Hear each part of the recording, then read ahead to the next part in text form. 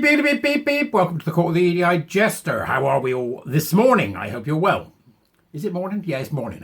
I lose track. See, I lose track. It's all the work. I lose track. Here, first off, become a warrior teacher starting in September. Let's go. Substack. Usual, right? Now, we've had a thriving Chinese community in this country for over a century. Over a century. Okay, they play part of the national life of the UK. Never hear a peep from them. Never. Funny that, isn't it? Well, that's because many people that are in here in the UK because of China fled the Cultural Revolution. If you look at the work of Z Van Fleet on the Twitters, Z Van Fleet, well worth following, survivor of the Cultural Revolution, Mao's Cultural Revolution, and now using her platform, which is growing and growing, to take on the Maoists and the lunatics in America, and by default, because of Twitter being international, the Maoists and the lunatics in the UK. Unfortunately, we seem to have a problem at the very top of our society, which is our lovely, lovely government, with Queer Armour at the helm, and then that vacuous non-entity Bridget Phillipson, who I'm completely fed up with at this point. It's insane what's going on. So I was somewhat perturbed to find an article in the Telegraph today, which is what I want to talk about, that says the government dropped free speech law after universities feared for China interests. Do you want to hear it again, or did you get that?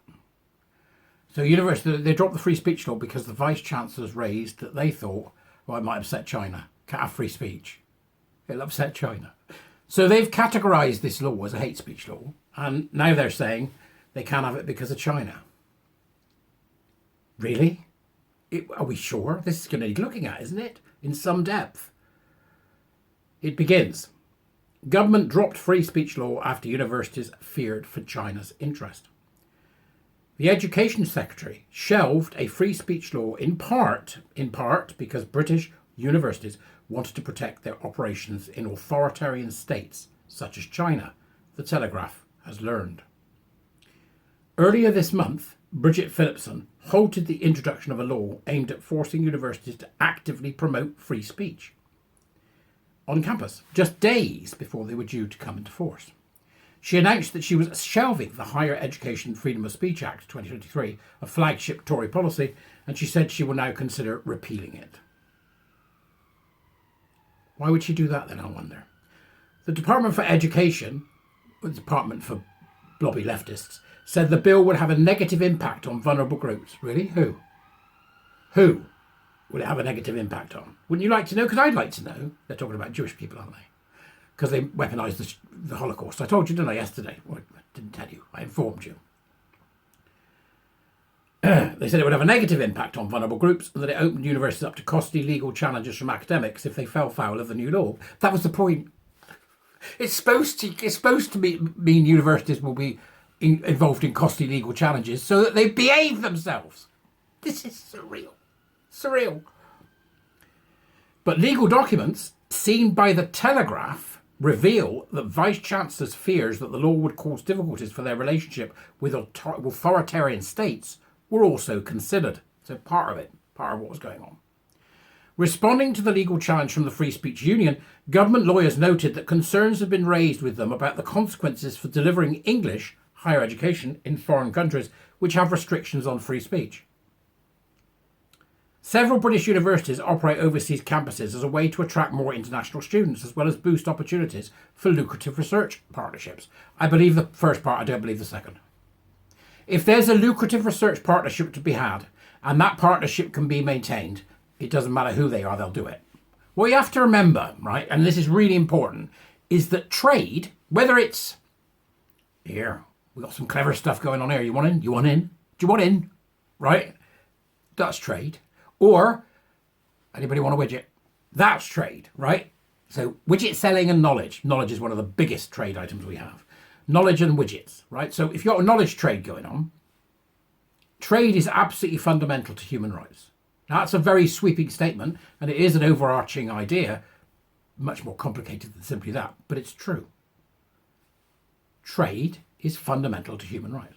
Therefore, we should be trading where possible and providing a platform that says, if you want to trade with us to get your hands on our supercomputer. Oh, we haven't got the supercomputer anymore, have we? Of course, Bridget got rid of it, and our useless government got rid of it. If you want to trade with us, here's the platform, and here's what we expect from you as a trading partner. That's what we're able to do. Labour have reversed that. Oh, we want to trade with you. Sorry, in that case, we'll start to suppress free speech. Labour are bowing to the communists in China, just like they bow to the unions over here. Hello. Is it me, or is that probably something we shouldn't be doing? It's extraordinary, absolutely extraordinary. But trade is fundamental. So if we're going to trade, they're going to trade with people regardless. This nonsense about it opens up lucrative research partnerships. You do that anyway. And I'll tell you how you do it, with a really smart professor who's on the top of their game in STEM, calling the same professor in China and saying, here, you need to see this. We've got some future opportunities coming up. That's how they do it. You don't need to have a campus.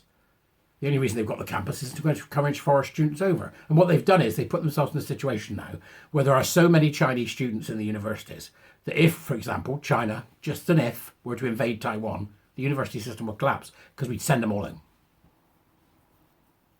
This is what they've done. This is what they've done because it's mostly a globalist agenda. They don't see the errors. They don't see the possible mistakes. I say let them shut. Sod it. Let's get rid of them and start again. According to the latest figures, 18 universities have 38 campuses in 18 countries, with China and Malaysia the most popular destinations, followed by Dubai and Singapore. The Russell Group, which represents the country's top universities, has previously warned of the difficulties institutions would face if they had to implement the new free speech law in their campuses overseas. I don't care. Do you care? Let me know in the comments, because this strikes me as kneeling before the communists. Oh, hang on a minute. Kier did that, didn't he? When he kneeled for BLM, because they're a bunch of communists as well. Oh, it's almost like we could see this coming. Terrible, terrible state of affairs. The legal document also refers to concerns about the costs of overseas transparency requirements, which would have required universities to declare donations from foreign countries over a certain amount. They don't want to tell you where they're getting their money. Right, now you've got the articles in the Telegraph. I'll put the link in the doobers as usual, but let me know in the comments what you think. Is it me? Or are they kneeling before the communists again?